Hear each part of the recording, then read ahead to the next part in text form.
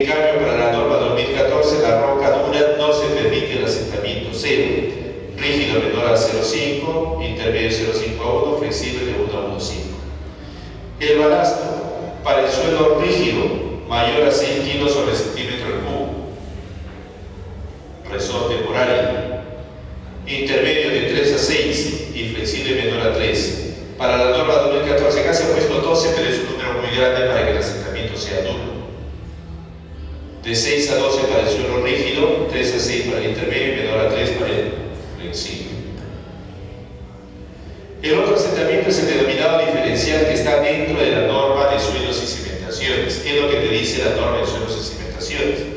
Te plantea lo siguiente: si tú tienes un lugar de la cimentación, un asentamiento S1 y otro lugar S2, ahí lo que puede suceder es que el edificio empiece a perder estabilidad y vaya progresivamente a un efecto de segundo orden y finalmente caiga el edificio. Entonces tienes que controlarlo. Para controlarlo te da un valor admisible, que es un alfa, conocido como desviación angular. Esta desviación angular, ¿cómo lo tiene la norma? Te dice, este es un triángulo, mira, S2 menos S1 es este lado, se puede decir desde acá hasta acá, y luego esta es la longitud, desde acá hasta acá.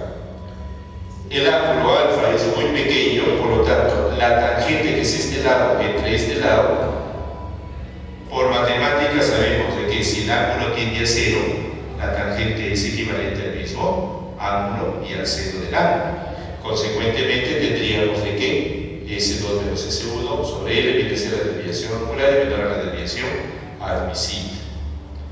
Luego te viene el sismo, y la norma peruana trabaja con derivas. En las derivas te dice lo siguiente: mira, tú tienes acá un desplazamiento del piso I menos 1 y acá tienes un desplazamiento del piso I, el piso siguiente. La diferencia de desplazamientos, tal igual que la norma de suelos y cimentaciones, la pérdida de estabilidad es el factor principal con el cual está trabajando. La diferencia de desplazamientos entre la altura viene a ser la tangente de este ángulo beta, conocido como deriva, la deriva como tal. Entonces, esta diferencia tendría que ser menor al valor admisible de la norma de diseño sismo resistente. Y a esa diferencia de desplazamientos entre la altura del piso se conoce como deriva o drift, ¿no? Controlas y así evitas la pérdida de estabilidad. Pero si acá te sale mayor, significa que el edificio es flexible y tienes que rigidizarlo más para poder reducir esa diferencia de desplazamientos. Cuando hablas de albañilería, ¿cuáles son las condiciones de resistencia y de rigidez? Para la albañilería, la norma, la E070, te dice: condición de resistencia se denomina esfuerzo axial máximo. Y tienes que controlar todos los muros, dirección X, dirección Y. Todos tienes que controlar. No puedes hacer uno solo. No, en ambas direcciones tienes que controlar. Muy bien, ¿cómo vas a controlar estos esfuerzos? El esfuerzo del muro es la carga tributaria del muro sobre el área del muro, longitud, por el espesor. En esta longitud se incluye la columna de confinamiento extremis, menor o igual a 0,2 el F'M, que es la resistencia a la compresión de la unidad de albañilería, multiplicado por todo este factor 1 menos h sobre 35t elevado al cuadrado, donde h viene a ser la altura efectiva del muro, altura efectiva, y menor o igual a 0,15 F'M, con pruebas. ¿Y la de rigidez cuál es? Se denomina densidad mínima de muros. Y esta densidad mínima de muros, de acuerdo a la E070, es la suma de las longitudes de los muros en esa dirección por su espesor sobre el área en planta. Tiene que ser mayor a toda esta expresión: factor de zona, de uso, importancia de suelo, número de pisos sobre 56. Si cumples con eso, tu deriva debe estar ok, pero si no, no debes de pasar. Entonces tú continúas tu labor de ingeniero estructural. Siguiente paso que tienes que hacer: predimensionar. Predimensionar significa una primera aproximación al dimensionamiento final. Por lo tanto, va a tener mucho que ver con la experticia del ingeniero estructural. Si tú predimensionas bien, vas a cortar todo este proceso iterativo, porque vas a tener que controlar derivas, y si no te pasó, regresas, mayor sección, mayor peralta, y de nuevo y sigues en el proceso iterativo. Entonces lo que se trata es de que el predimensionamiento sea lo más cercano posible. Para ello, una losa aligerada. ¿Cómo sería para una losa aligerada? Si tiene la losa aligerada, la luz de la vigueta significa el lado menor sobre 25, ese viene a ser el espesor de la losa. Espesor de la losa. Para una luz de 4 metros, tú tendrías un espesor de losa de 17. De 5 aproximadamente 6, 25 y 7, 30. Estos son los espesores comerciales de las losas aligeradas. Y el ladrillo vas a utilizar 5 centímetros menos que la losa, porque tienes una losita superior. Acá está la losa superior de 5 centímetros. Ancho de vigueta de 10 centímetros. ¿No? Adicional a ello vas a tener que considerar lo que es 5 centímetros para piso terminal, en forma adicional. La losa maciza, ¿cómo puedes predimensionar una losa maciza que es de concreto armado? La losa maciza, para la misma luz de la losa aligerada, le resta 5 centímetros en ese espesor y tendrías el espesor de la losa maciza. O si no, la longitud máxima sobre 40, cualquiera de esas dos relaciones. Vigas, ¿cómo haces para predimensionar vigas?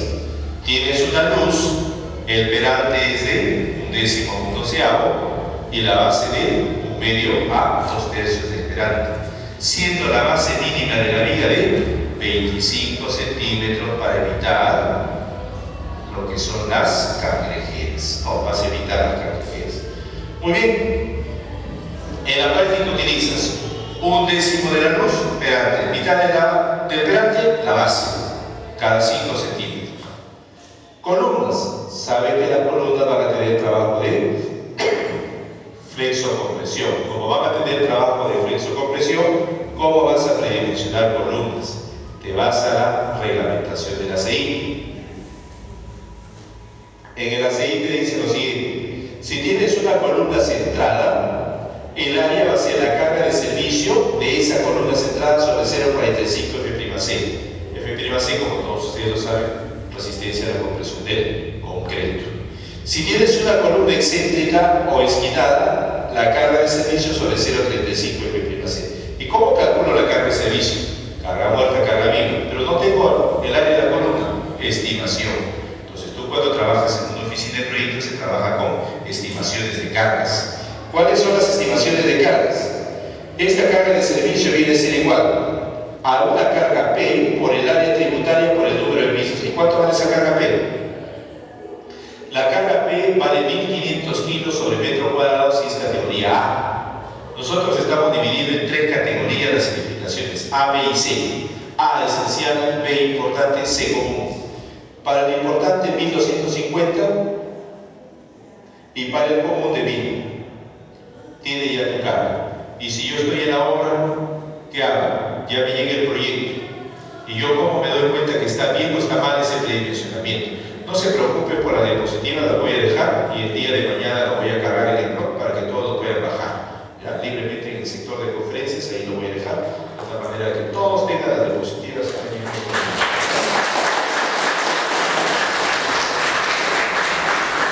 En cuanto a lo que es tu trabajo en una obra, tú quieres controlar. El ingeniero ya hizo toda su estructuración. Entonces, ¿tú qué tienes que hacer? Muy bien, yo de repente me doy cuenta que esa columna, las dimensiones que me está dando son muy pequeñas. ¿Cómo le refuto al ingeniero? Tengo que tener algunas fórmulas aproximadas. Una de ellas, tenemos acá un método en función de las alturas. Para una columna centrada, el lado de la columna viene a ser la altura del piso sobre 8 para la columna central. Es decir, si yo tengo 4 metros de altura para una edificación hasta de 5 pisos, funciona muy bien. Tengo 4 metros de altura, ¿cuánto sería? Divido 400 entre 8 y me sale 50 centímetros. Por ahí debe estar un poco menos la dimensión de lo que me está diciendo el ingeniero. pero si me está dando de 30 centímetros, ya no, 30 no va. Y yo también sé de que columnas en zona sísmica como la de ustedes de alta sismicidad, el área mínima debe de ser de 1000 centímetros al cuadrado. Menos de eso no se permite, ¿no? 1000 centímetros al cuadrado. Pues bien, si tengo una columna que es excéntrica, será la altura sobre 9, y para una columna inclinada, la altura sobre 10. De repente tienes los perantes de la viga. ¿Y cómo tú lo controlas los perantes en función del área de la columna? El lado de la columna, si tienes un perante de viga de 50 centímetros, la columna tiene que estar por el orden de 0,8 a 0,9 ese perante. Significa de que si es de 50 centímetros, estaríamos hablando de 40 o 45 centímetros de lado. 40 por 40, 1600. 45 por 45, ¿no? Y ya saco 2025. Entonces yo voy a calcular automáticamente, ¿no? Entonces le voy a decir, mira, es esta mi área que me está saliendo de columna, y tú me estás dando una columna muy debajo del área que yo te estoy pidiendo. Entonces son parámetros que me van a permitir en una obra también, en cierto modo, criticar al proyectista para que él lo pueda verificar todo ese proceso de cálculo, ¿no? No olvidarse que las inercias de columnas tienen que ser mayores de las vigas para evitar la rápida rotulación plástica. Una de las grandes fallas de las estructuras aportecadas es la rápida rotulación plástica de concentración de esfuerzos y que producen el daño de las estructuras, y finalmente lo que generan es rotulación consecutiva con lapso progresivo. Desempeño, ¿no? Placas. ¿Cómo hago para placas? El ancho mínimo, el espesor mínimo de placas en zonas de alta sismicidad, como el caso de ustedes, sistemas duales o sistemas de muros, debe de ser de 20 centímetros. Menos de eso no se debe de estipular los espesores de las placas. 20 centímetros. ¿Y cuánto es la longitud total de la placa? No es de una placa, sino la suma de la longitud de todas las placas en esa dirección. ¿Cuánto sería? La suma de las longitudes sobre la longitud total de todas las placas viene a ser igual la cortante basal que yo tengo en esa dirección sobre el fin, que vale 0,85, por 0,53 raíz de f' más c, que ya lo conozco, este ancho que vale de 20 centímetros o 0,2 por 0,8. Y ahí yo tengo la longitud necesaria total en esa dirección. Longitud necesaria de placas en esa dirección. Con eso yo ya tengo mi buen radio de aproximación. Para cimientos, ¿cómo haces para cimientos? La carga de servicio sobre un factor K, como tú no sabes el área del cimiento, por el área del cimiento menor o igual a la capacidad admisible. Tú lo pasas para acá y obtienes el área del cimiento. Siendo K para un suelo rígido de 0,9, intermedio 0,8, flexible de 0,7. Con eso obtienes el área necesaria de la cimentación. Y para el perante tienes que hacer lógicamente tu control de punzonamiento, ¿no? Para poder elegir el perante efectivo de tu cimentación, de tu zapata, como tal. Luego de haber hecho tu predimensionamiento, empiezas con tu análisis sísmico. Ya, inicias el análisis sísmico estático. Pero para ello, previamente tú has tenido que modelar la estructura. Y para modelar tienes que tener algunos criterios importantes que tú no te puedes olvidar. Si tú te olvidas de algunos criterios importantes en cuanto a la modelación, por más que tengas el mejor software en el mundo, lastimosamente los resultados que vas a tener son inadecuados. Consecuentemente, ¿qué es lo que tienes que hacer? Primero, ¿qué significa un diafragma rígido? El diafragma rígido viene a ser el trabajo de las losas en una zona sísmica. ¿Qué implica un diafragma rígido? Tenemos acá una losa del piso 2. Acá vemos un centro de masa y una transmisión de unas flechitas. ¿Qué implica? La fuerza, en la norma 2014 nos dice bastante claro, la fuerza la voy a aplicar en el centro de masas. Ahí voy a aplicar la fuerza. Pues bien, si yo aplico la fuerza en este centro de masa, este centro de masa va a arrastrar a todos estos nudos. Significa que el diafragma rígido implica de que todo es un gran bloque, una gran placa en el sentido horizontal. Arrastra a todos. Yo aplico en un punto, pero lo jala a todos los nudos, a toda la losa. ¿Y qué pasa como criterio estructural? Si el arquitecto me dio en un piso por acá una densidad de muros en el piso 2 y una densidad de muros distinta en el piso 1, los centros de masa van a estar ubicados en distintas zonas. Y cuando los centros de masa están ubicados en distintas zonas, implicaría que esta línea de unión del centro de masa ya no es una línea vertical, sino es una línea inclinada por la altura. Y cuando tenemos una línea inclinada por la altura, significa de que va a ir una torsión muy diferente. Ustedes saben que la torsión de un edificio tiene que ser, las fuerzas tienen que generar lo siguiente, como en el cuerpo de un ser humano, un giro hasta cierto punto, pero es uniforme.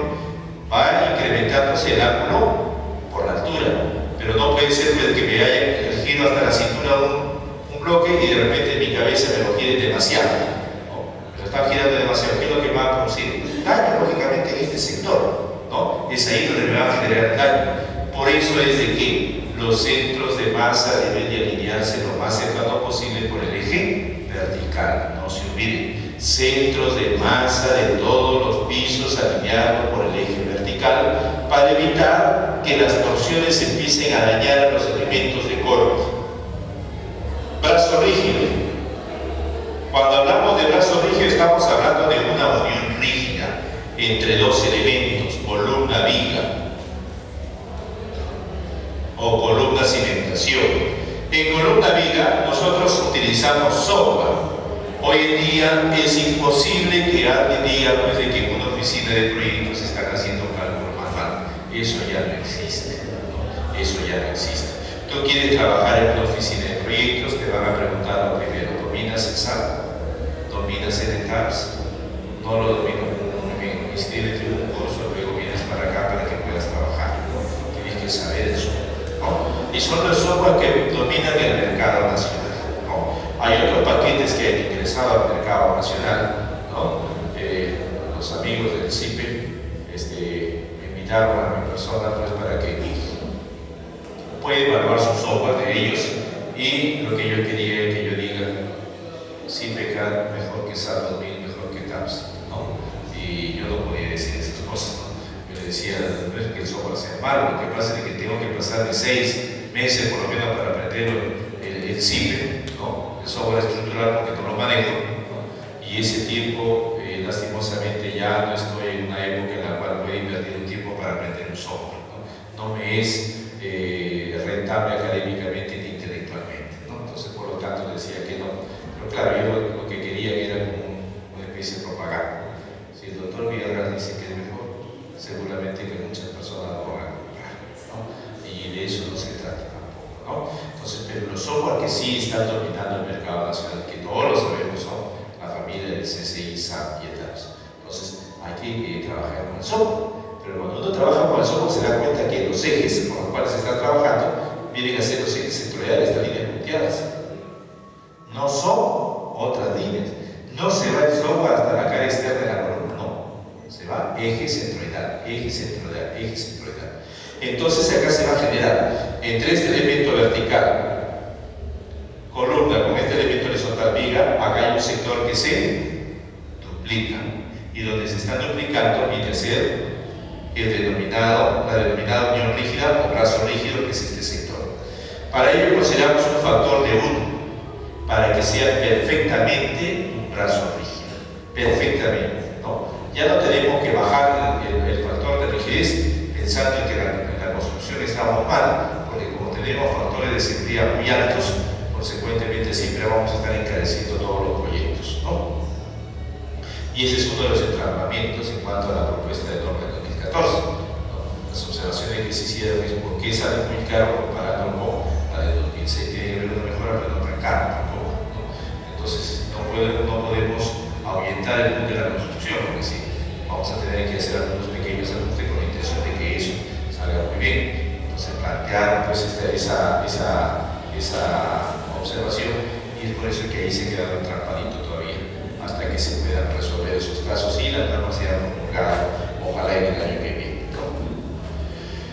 En síntesis, el centro de masa, yo coloco la fuerza y como hay una excentricidad accidental, me va a generar una torsión y un desplazamiento. 2 grados de libertad para la dirección X, 2 grados de libertad para la dirección Y, por lo 3. 2 desplazamientos y una rotación. Restricciones 3. Un desplazamiento y 2 rotaciones, ¿no? Ahí tenemos los 3 grados de libertad y tenemos las 3 restricciones del centro de masa. La norma 2014, ¿qué es lo que te está diciendo? Artículo 451, análisis estático. ¿La fuerza dónde vas a aplicar? Centro de masa, ya no hay opción. Únicamente en el centro de masa, ahí aplica la fuerza. Para edificios ubicados en la zona 1, regulares y irregulares, obligatorio y suficiente con el análisis estático. Para el resto de zonas, ¿no es necesario el estático? Sí lo es. ¿Para qué te va a ser necesario? El análisis estático te va a ser necesario para que el cortante dinámico sea mayor que el 80% del cortante estático para el regular o mayor que el 90% para el irregular. Para edificaciones de concreto menores a 45 metros de altura aplica, y para bañilería menor a 15 metros también. Peso por sismo. ¿A cuánto es igual el peso por sismo?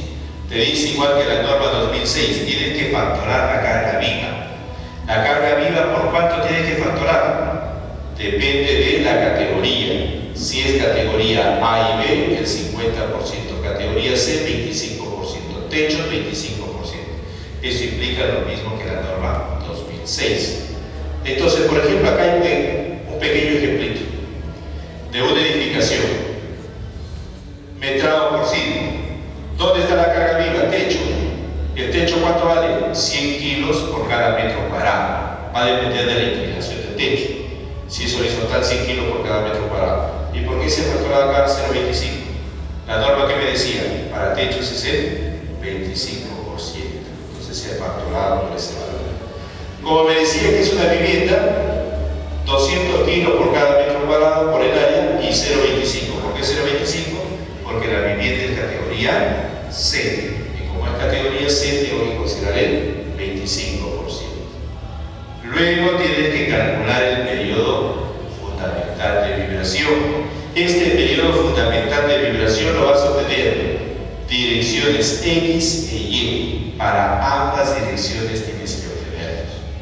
No es de que el edificio es lugar para las dos direcciones. No clasifiques así. Tienes periodo en X, tienes periodo en Y. Va a depender qué sistema es predominante en X y qué sistema es predominante en Y. No te olvides. Entonces te pide periodo en X, te pide periodo en Y. Para ello te dice la altura del edificio desde el nivel 0 hasta lo más alto. Significa si tengo un sótano, es del nivel 0 hasta la altura, no ingresa el sótano. ¿Ya? Que quede claro, no ingresa el sótano. La altura efectiva del edificio desde el nivel 0 hasta la parte superior. Sobre un factor C sub T. Antes teníamos C sub T 35 para concreto, pórticos. Hoy en día se ha agregado pórticos de cero. Antes teníamos C sub T igual a 45 para sistemas de pórtico con muros en la caja de ascensor. Ahora se ha agregado pórticos arrastrados de cero. Antes C sub T era igual a 60 para qué? Albañilería y muros estructurales.